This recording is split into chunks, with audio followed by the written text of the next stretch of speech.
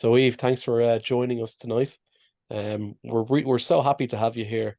And like I was saying to you previously, we literally did a podcast episode with Laura Morrow, who had her own version of the Love Bite, and then this all just came together so quickly. So thank you for doing this.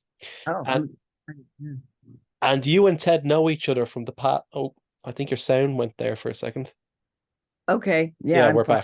back. I'm happy to be here, and I'm really excited for the show. Yeah, Ted and I corresponded, many years ago when I was working on my first book, which is called The Love Bite, and Barbara Bathloic was still with us at that time.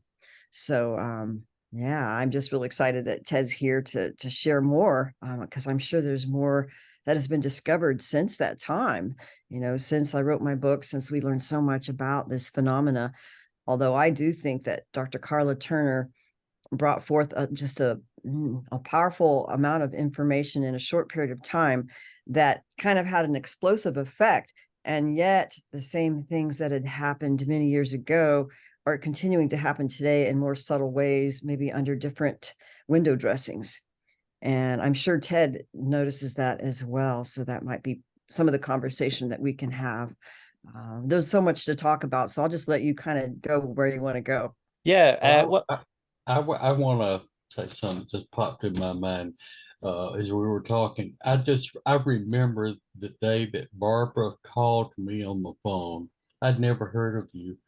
And she called and she told me all about you. And she said, Ted, she's putting together a book about people that have had experiences like you had with Jill. And she said, this is so important. You have to work with her because people need to know these stories and how we're being manipulated in our personal emotional lives. And I just wanted to throw that in there. I remember that so well. And then we talked, and then it just went very nicely from there. Yeah, I'm so glad you put that book together. yeah, me too. I'm still selling hard copies even today, like 20 years later. And I'm so grateful that I actually had not only your case, because in your history, what was unique about, I think, Barbara's work too, but also probably your own awareness process that you brought forth together many different aspects of the experience in general, all within your life and your experiences. Whereas many others, they might have had little bits here and there and not a lot of remembering of things that is common to the phenomena, but not all like in one, life. So it just shows you that there's so much that is not really well known or fully understood within most people's experiences. In other words, it stays in amnesia a lot of the time. And it continues to be the case, I think. yeah, and like Carla said that Ted had an amazing ability to see things clearly about what was going on in the abductions. Can you attribute that to anything? Like, do you have your own theory about why that is? It's funny. I mean, Barbie and I had so many conversations about it was almost as if, well, how come I'm remembering this now? What is this about? Like, as if we were being allowed to remember during a certain part in our exploration process of wanting to know the truth. So it seemed like we were also divinely guided by our own connections with one another and with what I mean, I was basically a Christian, but I went through many different phases of spiritual seeking, just like Ted did. I mean, I was raised a spiritualist, to be honest with you. I never shared that, but it was like we had a deep longing to discover the truth no matter what. And it seems like it drew us all together to go deeper than what most people do in Yeah. research. And Eve, I imagine you've had your own experiences as well, have you? And that's ultimately how you met Barbara. Yeah, in fact, it was after the death of Carla Turner in January of 1996 that inspired myself and James Bartley and another colleague to actually involve ourselves in a support group in person in San Diego County. It was basically in honor of, Carla Turner's death, because I saw her right before she died in the spring of 1995 at a presentation in San Diego, which was, a barn burner. It was just so phenomenal. And so many of us, we had similar experiences and memories, but people weren't wanting to talk about it because it was a little bit scary. So we got together with people in the area, and then we started learning about it. And then lo and behold, probably within a year of that time, which was what, 1996-ish, like 4 of us in the group who were pretty close to one another, we all got hit over the head with a friggin' alien love bite. We were all kind of like in these like love obsessions that were suddenly, engineered in our dreamscapes and our experiences with someone that might have been local, and other people it's across the country. And so it played out. But if it hadn't been for corresponding with Barbie about this and knowing about Ted's story, because it was Carla Turner who really brought it out, then it was like, oh my God, that's happening to me. I had no idea. And it didn't happen the same exact way, but had I not, been nursed during my whole process of the love obsession and a near-death experience, really, as a result, I wouldn't have made it. So I just give all my honor to Barbie and Candy and the people that I was able to get help and understanding with during this process. Because, for many people who've gone through this, you don't know until you talk to someone else, and it can throw you into something akin to, the dark night of the soul or a near-death experience, because you love someone so much and you don't even know how or why, that it just kind of throws you over the edge and creates a type of awakening. But at the same time, it's a big trauma. Yeah, yeah. In So Laura's I just wanted to throw out before I lose it. When I first started working with Barbara, I wasn't able to just immediately start seeing all the information that it became easy for me to see through. Barbara and we struggled for a little while because I couldn't get past the screen memories. And then Barbara began to suggest to me, as she was putting me under, that I would see the truth and nothing but the truth, and that I was a truth seeker. And we started working from there. And the more that she put me under with those suggestions, the clearer it became. And honestly, in total honesty, even today, when I have an experience, I can see things without being put under fairly easily. I had an experience just the other night here in my bedroom, and it was a sexual experience. And I can remember and see quite a bit of it without being put under, but I also, in my head, I see the screen memories that they tried to cover it with. So that is, I just wanted to throw that out there. It wasn't in the beginning easy for me to just see through these deceptions. All right, Eve, what is the love bite? Well, it's actually started out, gosh, there was an independent group probably out in California who they just named it the alien love bite, but it was more of what they all had in common were people who had usually more than one alien abduction visitation experience. And then within the experience, they might have dreamed of or had like a joint abduction kind of thing with another person who might be their targeted partner. That's also an abductee, but not always, depending on the person. And then, dreaming of them, sometimes bonding with them several times throughout their life, and then meeting them later in life, which becomes like this soul attraction, deja vu, very strong connection. But sometimes it's shrouded in, I don't know how I know you, but I feel like I've known you all my life, or even to the point of where it feels like you've actually made love with them in your body before, and you even have a body memory of being with them before, and their soul. It's like complete telepathy, it's like complete empathy, it's so many things. It's just like it's beyond it's beyond what I even knew was even possible.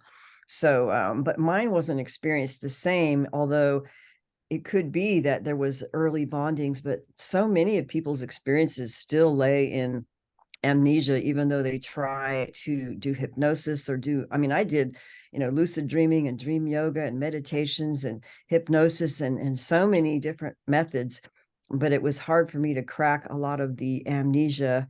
And then when I did, what was interesting is in hindsight, here I'm saying this, I got a master's degree in counseling psychology after I did my first career, which was biochem.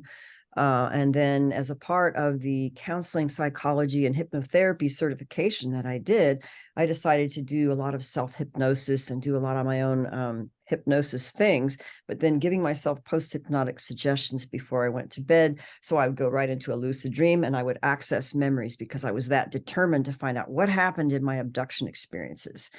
But, those memories didn't quite happen as a result of my seeking. But what did happen was that I started having dreams of a particular person who was the love bite setup, who I met later. And then there was this whole dramatic love obsession that seemed to play out as if almost a type of, I don't want to say a sabotage, but a misdirection of going towards the memories to find out the truth of the alien abductions, then get derailed into an alien love bite that just threw me into this obsession and this whole other drama that played out for years. But it did reveal things over time.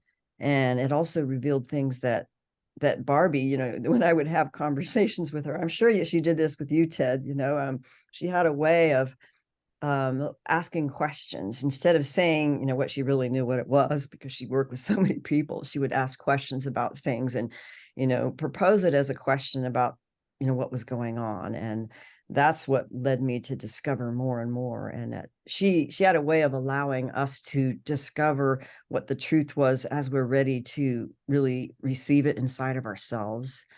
So, but in hindsight, I felt that this whole orchestration thing, even from birth or early childhood, perhaps even before that, by the aliens, is absolutely a part of the phenomena.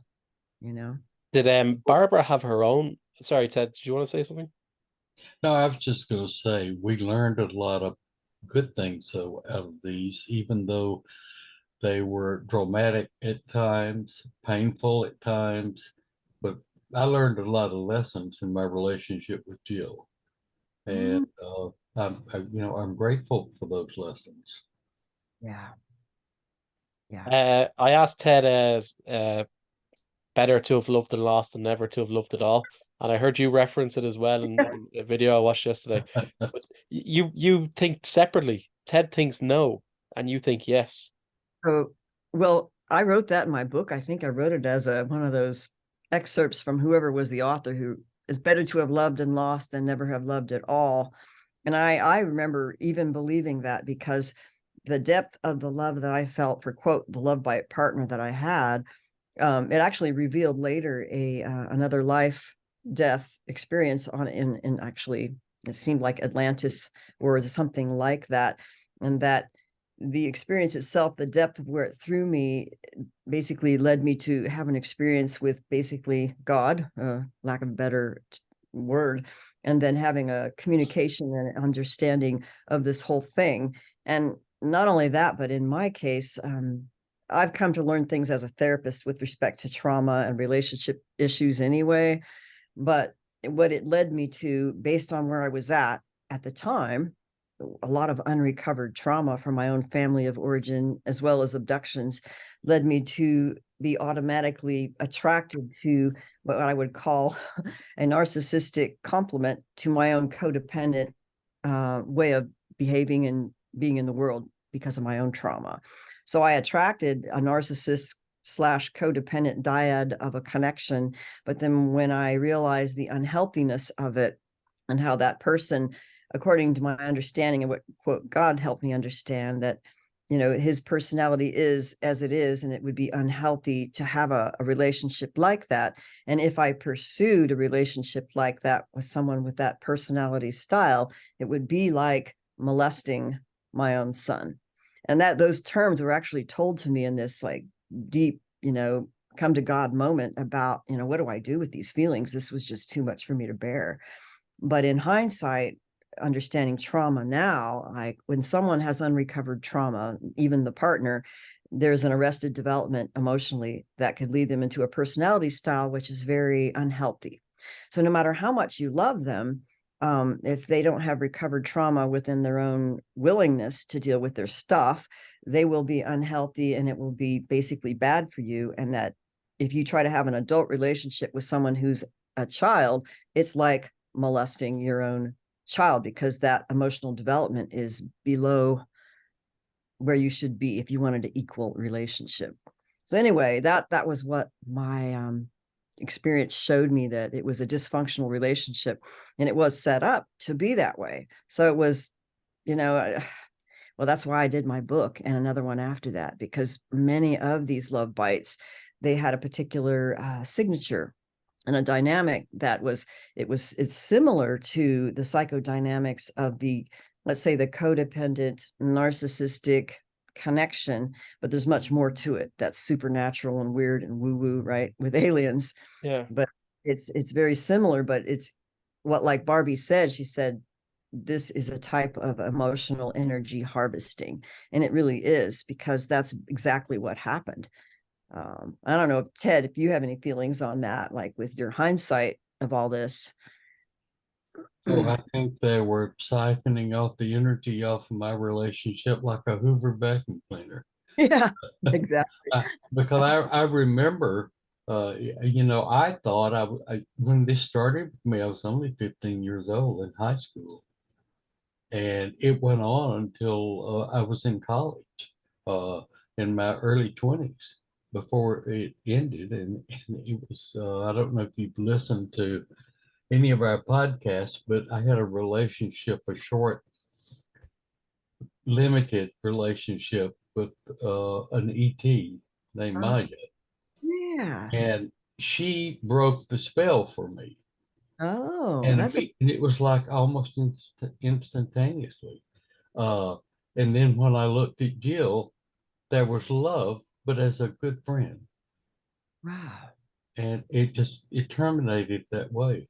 But yes, over that period through high school, there were little events that would happen frequently that I would just be an emotional wreck. And even a boy, going home from school, sometimes I would go to my room and I would cry. It was that painful. And then I would have a dream of something like where one of the angels came back and like soothed me. Uh, but I never talked about those except with Barbara.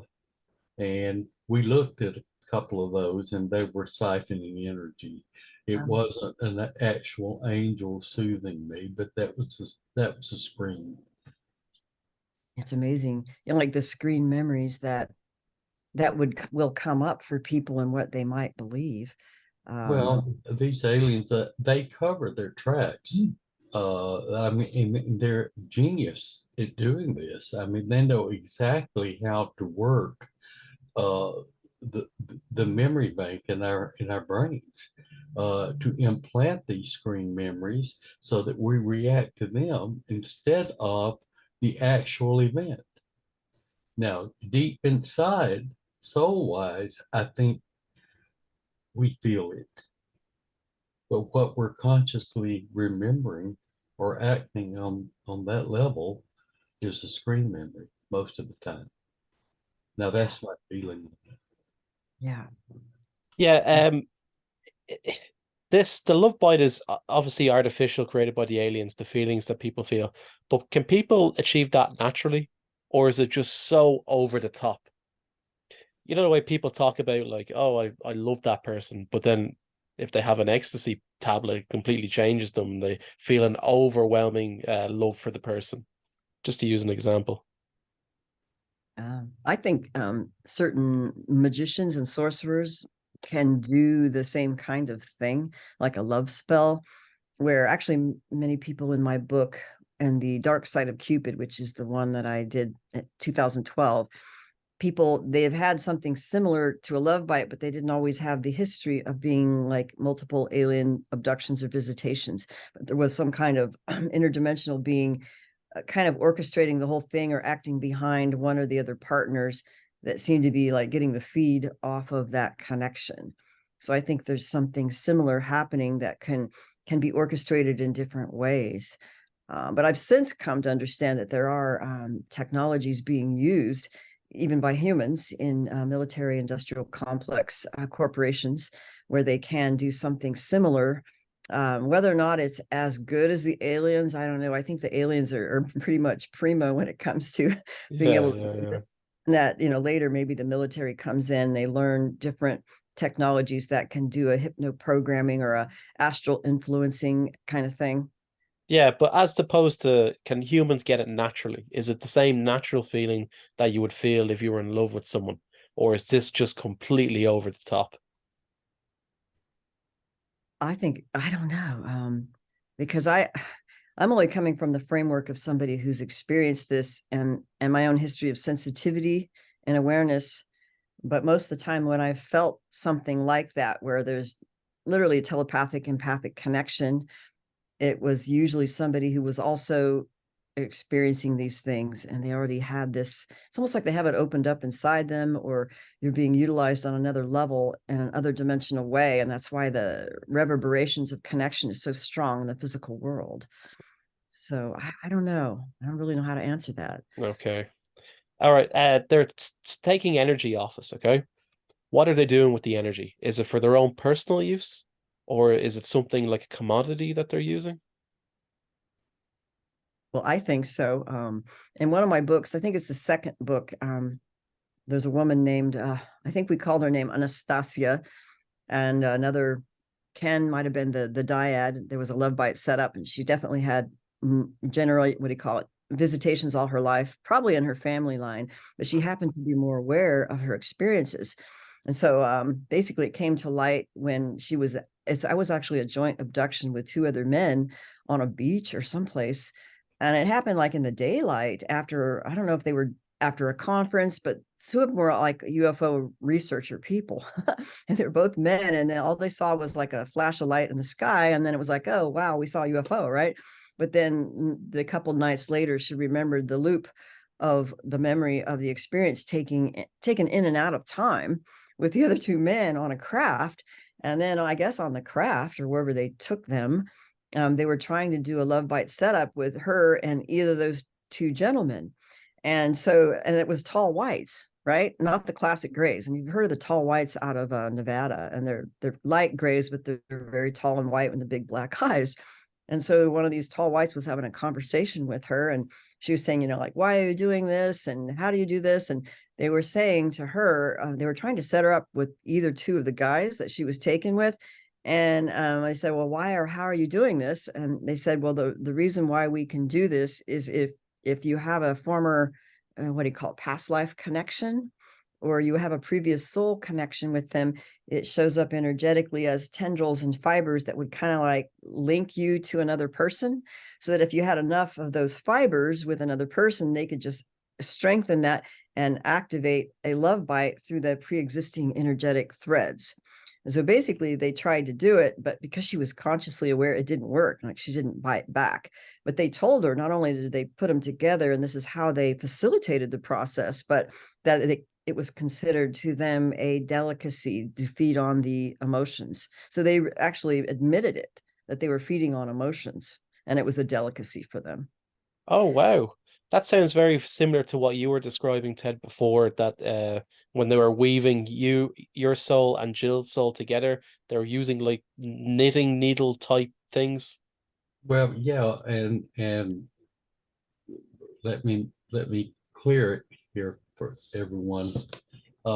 I'm sorry, Eve. I fumble when I talk, and I'm 81 years old as of tomorrow, and I had a stroke not too long ago, and so bear with me. But in order to make the love bite work as I saw it and comprehend it with Barbara, they have to mentally put the plan in your brain. At the same time, for it to work, there's a duality. They have to they either combine the two souls so it will be in balance, or as in my case with Jill, they took some of her soul and weaved it into my soul, and that it was a one-sided relationship. Now, Yeah, that's, I So just want to it say, takes both. It takes both yeah. for that program to work for them. yeah, Wow. now the love bite isn't always reciprocal, is it? Sometimes in Ted's case, it was he loved her, she didn't love him. but in other people's cases, it's the two of them love each other. Uh, what's the difference in both cases? Like if they're harvesting emotion, is it like different emotions maybe? Maybe one is kind of sexual as opposed to the other one could be misery. Yeah. Is that I what you think, think? yeah, all the above. I think that if it's, as long as it's a strong emotion, although I feel that some of these beings, if they really want to get in on the action, basically, I don't know if it's the reptilians in particular, but they'll go after the sexual energy and Kundalini energy, or try to activate the Kundalini and just draw that even more so. And they could do it by stimulating the sexual center purposely and then trying to drive up the Kundalini as well. Yeah. And how do they collect the energy? Like, let's say you're in bed with your partner, there's not like a sort of half materialized being in the room with you, or is it something that they come back for later on? Something that they can use technology for? That could work either way. They can collect it in while it's going on, or they can come back. This energy uh, collects inside your aura, your own force field. Remember recently when I told you about some colors in your aura? Well, that's energy you are emitting by your thought processes and your emotional body reacting, and it's collecting inside your force field. And that's where they come in, they harvest that out of there. And let me say also that they use our energy for different things, but one of the primary things that I saw, and Barbara concurred with me in working with some other abductees, that they use this energy to illuminate their crafts. But there are no light switches. There's absolutely nothing. And I want to use an example that I learned about and confirm this, but it's a little bit on the dirty side, but we're all adults, okay?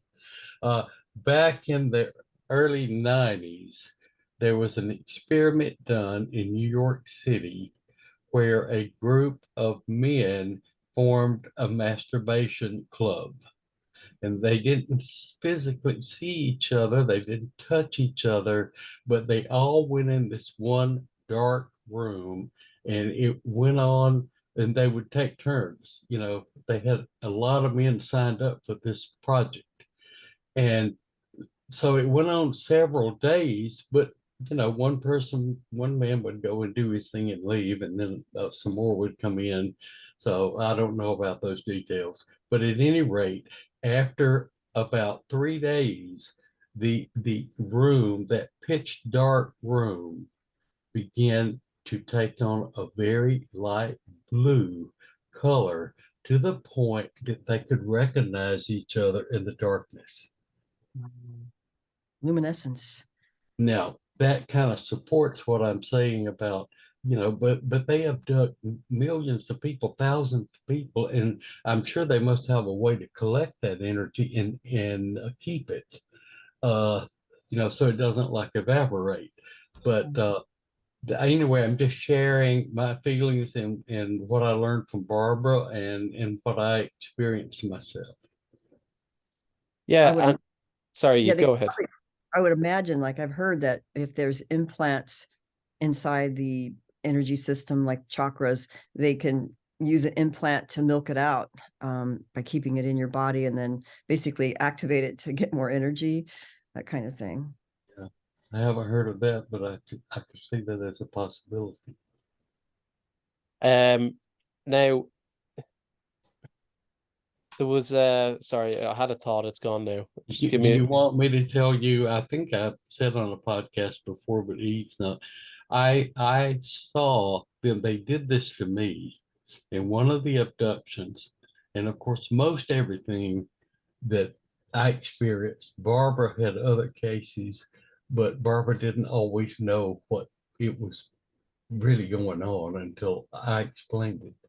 But what I'm about to tell you was not new to Barbara, but she didn't understand it. I was taken in a craft at one time and put in what I would describe, it reminded me of a dental chair, because I sit back in it and they kind of laid me back slightly like they were going to work on me. They came and they put a crown type headset on me that had little tubes running out, and these little tubes connected to other tubes that ran like up into the ceiling or into the walls or whatever. And then when they activated this, they were able to separate the different emotional levels in my aura, like they took the love energy, the anger energy, sexual energy, spiritual energy. It all separated and went into these different components in these tubes of how they were siphoning off this energy out of my aura. Yeah. And that's why I think it's not just, quote, negative emotions. A lot of people get caught up in thinking, oh, they're just doing the negative emotions, but it's not just negative emotions. There's the positive emotion feed too. And I've heard this through people who they were like in meditation groups in a particular building, and they just happened to have the clairvoyant perception to see like the devotion energy moving and going up through a portal where these light beings would come and basically take the energy of the worship of the whatever's going on. And there weren't even abductees, but it's like they siphon it from certain areas. That's weird. Eve, in your research, have you found that they're taking more than just energy? Are they taking people as well and dismembering them, eating them, nourishment? I think so. And the underground bases. In fact, that was one of the things that Carla Turner, talked about in some of her discussions when she did conferences. And I remember actually having a dream of something like that. Like they called it the processing plants, and seeing like limbs and arms and legs moving on conveyor belts. And then another time I saw something, and this is subjective. It was within a dream, but it was like a MyLab dream. And I'm sure Ted had, you know what I mean?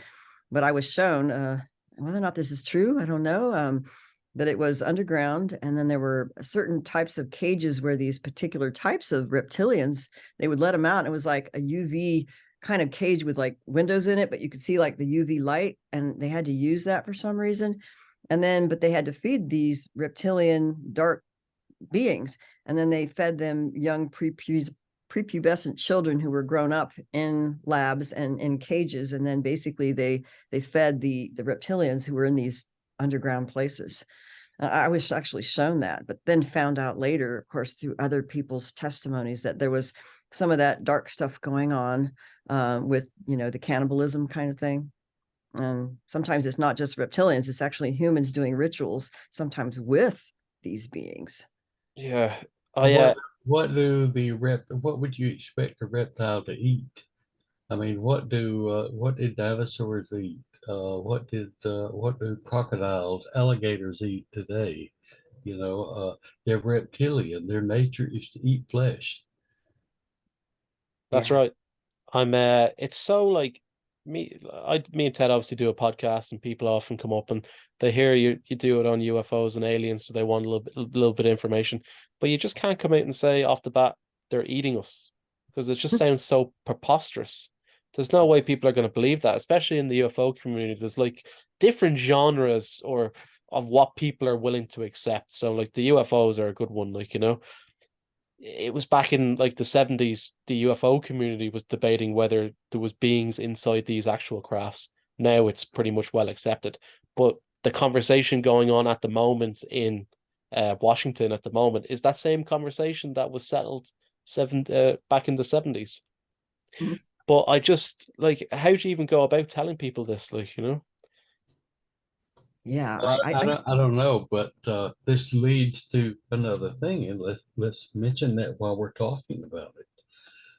If all of these thousands of people worldwide that have been abducted are being eaten, the world is going to miss these people. It would be astronomical. So they have to set up, and they had to set up another program to hide it. So that's where the cloning program comes in. You see, they want the emotional level off of these humans, but they want their flesh too. But they have to replace them so that we don't miss them, or otherwise it's going to create a panic. Yeah. And so that's exactly why, and cattle mutilations. I mean, they use these cattle, these bovine parts, and the blood, uh, uh, to work in this cloning program. I have been there, seen it. I've stood there and saw fetuses being birthed out of those vats that were made out of bovine parts. Yeah. Yeah. And then of course there's the missing 411, the people who don't come back. That's Yeah. all done very secret as well. Eva, are you pretty much up to date with that? Well, David Paulides or whatever. Yeah, I mean, I've heard about his work, and I think there's some merit to it. And it seems like if you get too close to the dark underbelly of things, you know, you just get into trouble or targeting, and they try to hide the fact. But I think that's been going on for a long time, really. Yeah, he's got cases going back hundreds of years. Yeah. But you know, the conversation again is, oh, they came with the explosion of the nuclear bomb, and that's not the case at all. They seem to definitely show themselves more. Have you got any theory behind that? Why that is? Why UFOs started appearing after the detonation of nuclear? Uh, I don't know. Well, I think post paperclip, there has been a greater number of people involved in these projects and the occult. I think they make occult oaths, blood oaths, that I think is basically Luciferian, satanic, whatever you want to call it. And then they work in science and underground military, and then they're just able to do more and more. So it's almost as if, I don't know if I'm answering the question, but I've thought about this, like since this alleged Grenada Treaty or whatever it was, Eisenhower, I don't know if it was late 40s, early 50s, when they really got more abductions going on because they got the permission on a more official level, like consent by those who lay claim of authority over people in a country or whatever. And then they just access these people directly once that principality and that ownership was, actually expanded, maybe past certain bloodlines where they could only access certain bloodlines. But now that you got a government saying, sure, we could use, you could use our people, we give you permission. So I think a larger number of people were then abducted in these programs post paperclip. Yeah, I mean, Ted's convinced that Eisenhower was replaced by a clone. Absolutely. I just believe it deep inside. But I want to mention something. Uh, we are their garden of energy and nourishment. And this whole system is dependent on how this garden functions and works. They would be fools to let us start bombing each other worldwide with nuclear bombs and wipe out so much of the population and destroy their garden, because then they would start going hungry. Yeah. So Yeah, it's they think so much before they lose their farm, so to speak. Right. So to speak, right? Oh, yeah. Do you think there's anything behind the climate activism around the world? Why it's peaking now at the moment? Do you think that's another alien program? Do you Well, think there's it's because when people get abducted, they often tell people you're destroying the planet. You need to take better care of the planet. And now we're seeing, because people were talking about this in the 80s and the 90s, and now we're seeing this huge drive to save the planet. I think they engineered the whole dang thing. Because I remember people reporting to me who were classic abductees, where they were taken, whether it was on a craft or an underground base, it would be like a programming session where they would, give them holographic imagery of like, this is what you humans are doing to each other. You should feel terribly guilty. And then they would show all these war scenes and saying humans are killing each other, and then make it like, oh, and then she just started crying and felt all bad and guilty about, oh, well, it's all the humans' fault, right? But in reality, they're engineering the whole friggin' thing and then trying to make us wrong for it to make us feel guilty and bad about it. So that's like the mockery of it all. When you realize they're engineering the whole dang thing and then trying to blame you to make you feel guilty for what they just did. I think they're terraforming us on purpose with all the chemtrails and everything else. And not only that, but this is something James Bartley brought up in a show. And I'm believing to think there might be something to this, that there's many craft in the sky actually all the time if you have the right equipment. But I think what's happening is that maybe some of the craft are actually shape shifting into what look like jets at a very high altitude, and they're doing the chemtrails because it's like they have to terraform this whole place. And I just can't think of how, standard airlines and non-commercial or even military could do as much as they do. Because, I don't know if you see them all the time, you early in the morning, sometimes at night, sometimes in the middle of the morning. I'm like, what plane just did that? Yeah, You know, yeah. and sometimes you don't see it, but it looks like a very small one way high up. And I'm like, you know what? Maybe they're not really jet craft. Maybe it's like their technology. That's a good point. But Yeah. let me throw this out there too. Let's not forget when they abduct someone and the screen memories are in place, they don't want you to really see the crime that's been committed, or they wouldn't bother with the screen memories. So telling us and warning us at that level about climate change, and we need to come back and tell people and warn people, makes them look good. Because these people that I know, they go around, they feel special.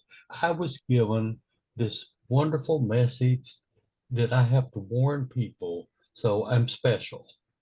And they use that, and then they sit back and they let us go do that, and they laugh and make fun of us, saying these humans and their egos, they're such damn fools. Yeah.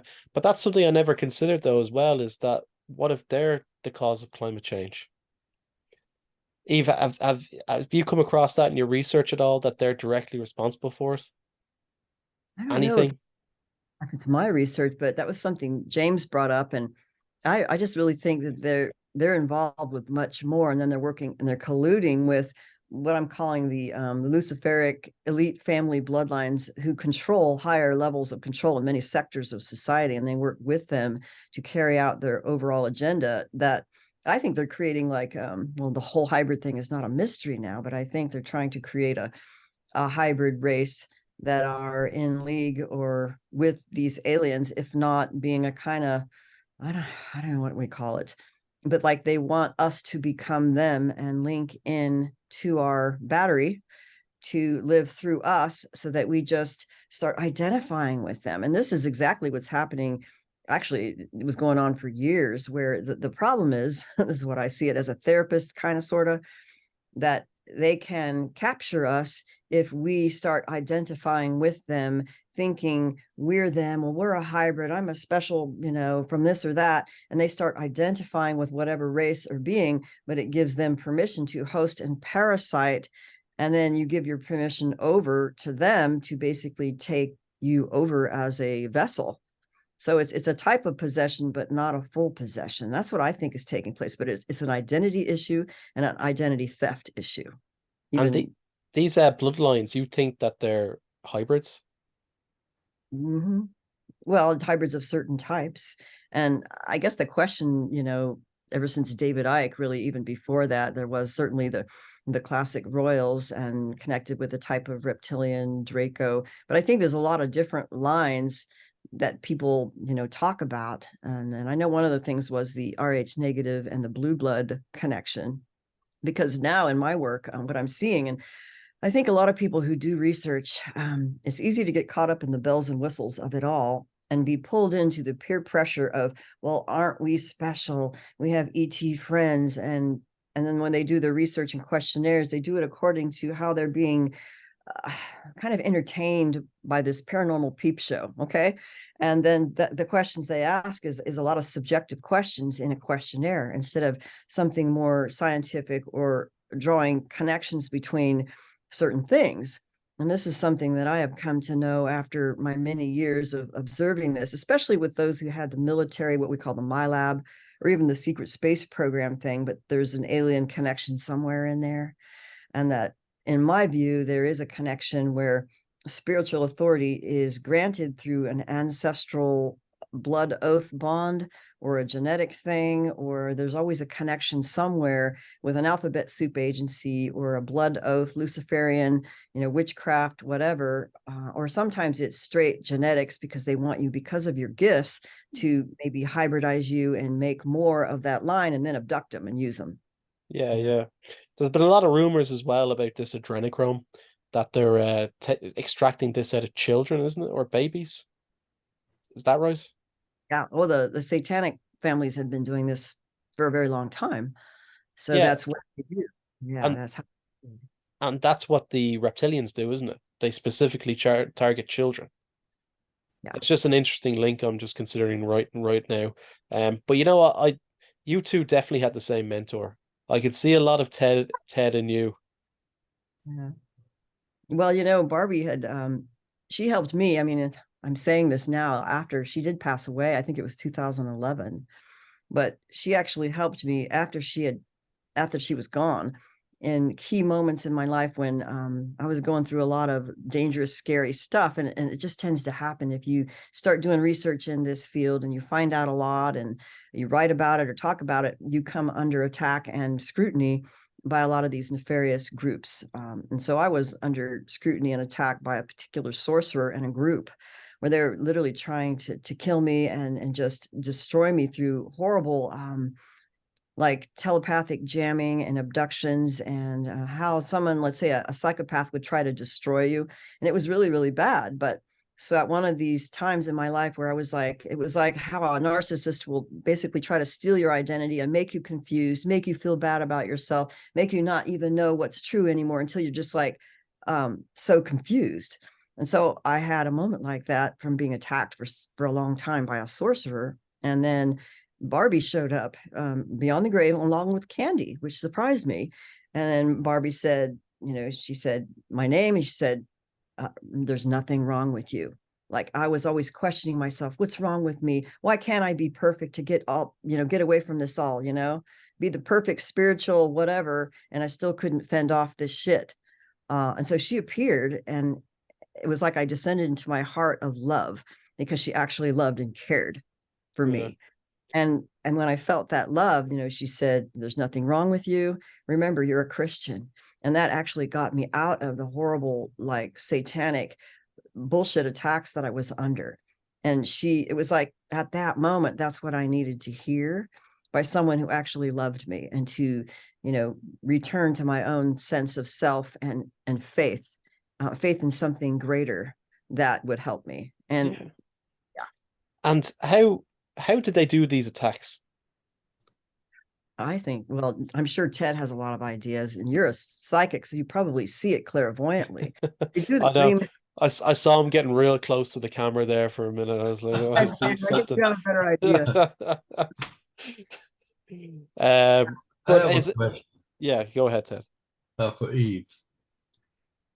Tell us, please, what you feel is a hybrid human. This is interesting. I was a biochemist, by the way, before I became a therapist, and I worked in DNA hybridization, of all things, but only with cell lines to make things for medical, whatever. But my sense, based on who I've spoken to, who were abducted from birth, and what they were shown and what they observed. And I believe there may be lines that go back to actually one in particular who I interviewed like 4 times over like 15 years. She was told by the alien she was part, I think they call it Shay, and it's spelled Sidhe in the ancient Celtic. So her line might have gone back, and that was one of the reasons they kept taking her. She had extraordinary psychic abilities, like Ted does. But what she was told by Dracos, and I think they genetically augment or try to find ways to, how shall I say it? Well, they could augment you, but the only way it will work correctly, let's say they tweak your DNA and you have a particular set of genes that could switch on or off. But if you're healthy enough and you're not like in conscious connection with an alien to accept their presence and parasitism in our soul body, it activates the genes. So you can have what do you call it? In biochemistry, basically a gene that's there but hasn't been expressed. So the way to express it more fully, let's say in the full hybrid characteristics, that would be they would have to imbue the parasited alien consciousness in your body, in your soul, so that could actually activate that gene, which would help them actually become a little bit more alien and hybrid. But I think there's ways where the genes are present, but they don't have to be expressed. And it's as if the original human soul, this is how Dr. Corrado Malanga explained it. He's a researcher, that if our genetics is off in the body, that the soul cannot fully come in and connect to the body. The frequency is not matching, like a bad Lego fit or whatever. And so the soul will kind of hang out outside the body in like a slightly dissociated state. But that's what the aliens want, so they can insert themselves more easily in a deeply parasitical fashion. So I think some people do have genetics that might be augmented, but it only switches on when the full consciousness immersion takes place. But I don't know for sure, because what they say and what they do may be two different things. There's chimeras, and so a chimera wouldn't be a full hybrid. It would just be several different types of DNA in your body, but it's done a different way. So I don't see. know. I've never fully bought into hybrid human as a program, but I have bought into altered humans. Yeah. And I base that on what I've witnessed and seen in my experiences. And it's an ordinary human that's been born, but in the abductions, they start altering and they change what we are. And so if that could be classified as a hybrid, then I can buy that. But genetically birthing hybrids, I don't buy it yet. I'm just not there.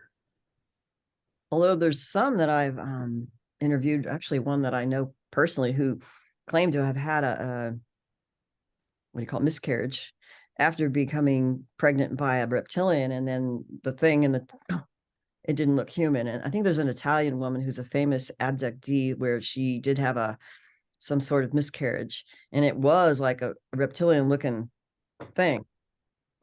So I think in some cases they can, but who's to say if they're not just But implanting? that could have been an illusion. Yeah, or they could have implanted in you to basically grow it up in your womb. That's And then right. Yeah, right. So I wouldn't buy fully. I wouldn't fully accept. I'd have to see more that it was actually a crossbreed between the two, but rather something they created trying to make her think that. And they're very good at that. They're well, masters of deception. yeah. And I think if they get us to accept an idea and believe in an idea, it almost like it allows it to take place more easily. It's like they need your permission or consent in some way to continue. And I've sensed this in my own life in the early days when I was having more abductions. I actually was trained. Now in hindsight, I see the programming where I was unbeknownst probably to my family of origin, that I don't think they fully understood the whole thing of it. They just kind of fell into this spiritualist channeling ET beings, and then feeling like they're the good guys, and then adopting and believing in that, so that you want to have experiences with them. You want to connect with the benevolent ETs, and all of a sudden you start get abducting, but you can't remember what they did, but you get scared. There's this like dichotomy of what we want to believe, or what some of these new agey groups try to make us believe. Well, they're our benevolent space brothers. They wouldn't do us no harm. If they wanted to take over the earth, they would have done it before, blah, blah, blah. But in reality, I think they try to get us to believe and want them. And it just gives permission for them to, mess with your life more. Well, all of it has to be in compliance with making their program of deception work with us. I mean, basically, the whole thing is about feeding on our energy and flesh. I mean, that's the whole thing, what it's all about, right there. Yeah. Let me ask So you. all these other things have to fall in compliance with that. Let me ask you, Eve, about what's your view on Stephen Greer and his protocols for contact? I think he's cherry picking the data, although he has some good information, and it's been going on for a long time. And even when in the early days, I remember Barbie having an encounter with him at a presentation where he basically poo-pooed her work and her, discovery of the alien, especially the reptilian connection with a lot of these UFOs and alien abductions. And he basically balked at her and, doesn't believe that there's any bad ETs, but that's just not true based on my experience. And, that might be good information to get a lot of evidence from the military. But my view now, after seeing this over time, there's a connection with what I'm calling ancestral royalty, blood oath connections in family lines, and then they're being taken. So if you're in alignment with the Luciferian umbrella, well, they'll give you all kinds of stories, but it still falls under their control system and their manipulation. That's my view. Yeah. Yeah. Okay. I have a question for Eve.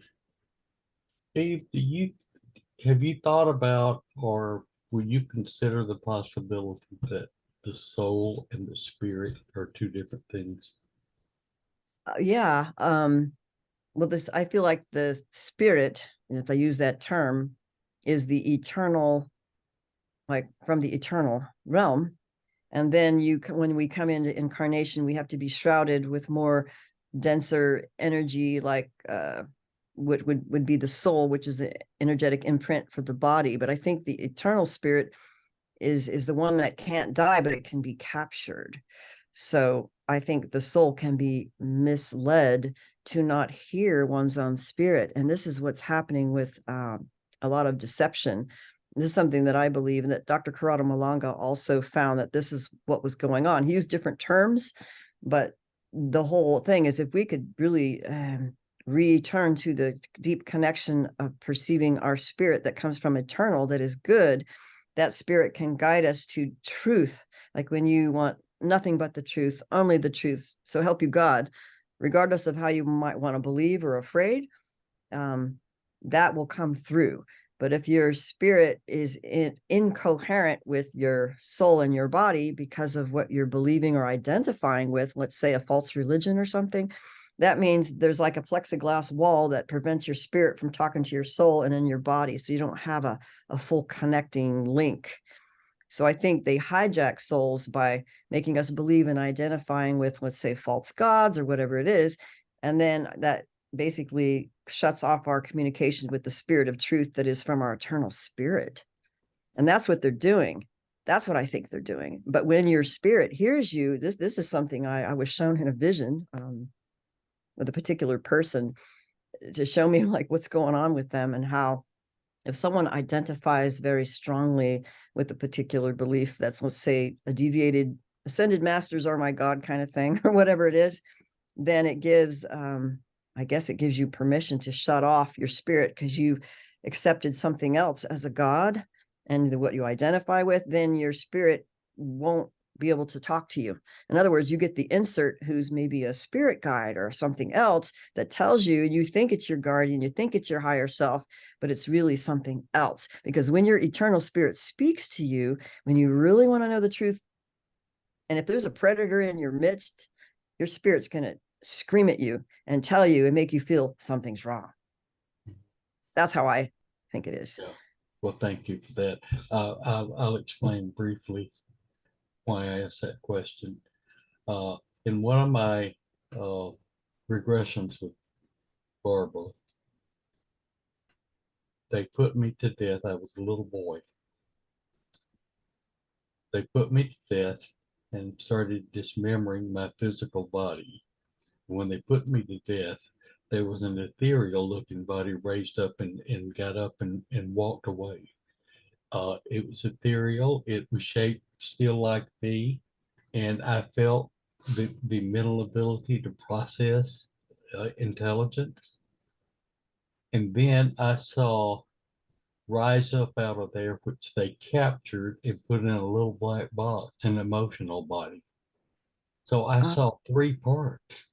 I saw the physical, and then I saw that ethereal body, and then I saw this emotional body that they captured in the little black box, which is what they didn't want to get away, because the human can't be complete without all three.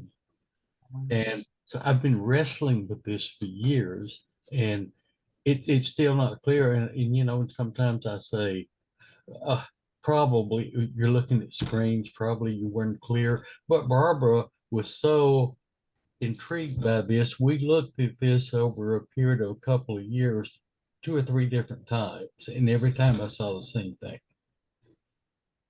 Yeah. I remember reading it in your book and then actually doing a synopsis of your experience. And as a biochemist, I'm like wondering how they did this, because if I remember correctly, in your experience, there was an injection, and you had to drink a fluid that was like a fluorescent greenish yellow color, and then it caused. That's it was kind of in between a kind of a lemon and lime. It could be classified as either color, but I said it was green because that's what it glowed in the dark. It Yeah. did. And now Barbara then, like 2 years after that, sent me a clipping, and I can't find it. I've been looking for it, and it was a history on Saint Germain. And Saint Germain was asked what was his secret to coming back, and he said it was in a green liquid that he drank. Oh, And wow. he said, I just wanted you to see that. Now, she's not saying I was Saint Germain. We don't mean that, but the process was the same. They Yeah, it put makes. him to death and they store him and then they bring him back at their convenience. Yeah, Who the trans consciousness stuff. Yeah. who is Saint Germain? Well, he's like a major ascended master figure who, comes He back. appeared in history a number of times. Yeah, Like over a period of hundreds of years? yeah. Yeah, I think he can live a long time and stays hidden and then pops up like he never died. But there's things that I can't say about that particular figure with other experiences. But I do remember one time having a conversation with Barbie on the phone where, that came up, Saint Germain and good old Saint Germain. And it was a particular person she felt was associated with his energy. And then when we were talking about it on the phone, I got buzzed by a black helicopter that went down my street and went over the house and left. And then I didn't know until my neighbor called me and I heard like a helicopter, but I think we got cut off the phone also. And when we were talking about Saint Germain with another conversation that I can't repeat, but it was like, one of those bingo, like synchronicity, like, yep, you got it there. There's something there with this whole Saint Germain character. I don't know why. Oh, it's something I'll have to look into. Royce, anyone want to say anything before we go? Yeah. Do you remember, didn't you write about Oh, uh, that's right, yeah. Mary Henry? Oh, the Mary Henry case. Is that the one you're talking about, Yeah, Ted? yeah. Because, yeah, I called it. Did you meet her? No, I didn't, because I wasn't able to use those cases until after Barbie had passed away, but she gave me 3 cases because we were going to do some stuff together. But it was the Mary Henry case of I think I call it Mariah and the Spirit Guide in my Dark Side of Cupid book. But that was the one that showed, the dead guitar player and then the shape-shifting reptilian who was pretending to be that, but also abductions and the Widow's Peak people, and basically a satanic connection with that almost ended up in a full possession where she needed help from a priest. So hers was very interesting because there was so many other details within her experience and her life. Yeah. Well, I had the most unusual and bizarre incident with her in an abduction. And I did a podcast with Stuart about it. It's called the Mary Henry Story. And Oh, really? it's different from anything you've ever heard, I would believe.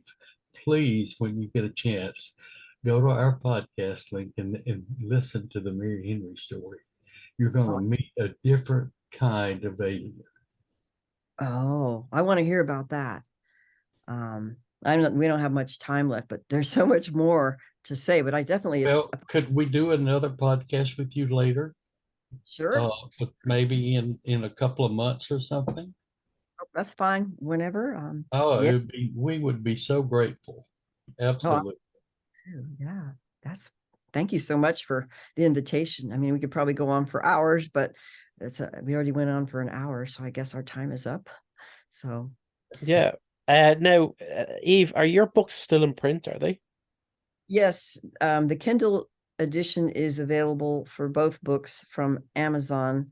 And then the hard copy you could still get from me directly because it's really high priced on Amazon.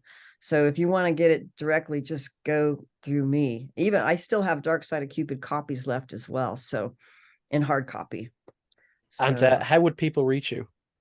the best way to reach me is my direct email. To be honest, it's evelorgen.com or alienlovebite.com. And then my email is elorgen@gmail.com. And I also have an Alien Love Bite Telegram group that I just post things on. But lately my Facebook account was, I was locked out, so I can't go on Facebook anymore, and I don't want to. So those are the only ways that it's best to connect with me now. So Yeah, okay. Well, thank you very much, Eve, for coming on. We really appreciate it. thank you. It's been amazing. Thank you so much. I'm so glad to connect with you again. Me too. Likewise. Well, we need to kind of stay in touch periodically. Okay. That sounds Let's good to do me. that. In fact, your birthday is the same day as my son's. I was like floored when you said that. Like, my son's birthday is tomorrow also. We're Yeah. special. How old is your son? 31. He's going to be 31. So Well, All right, till the next time, listeners. okay.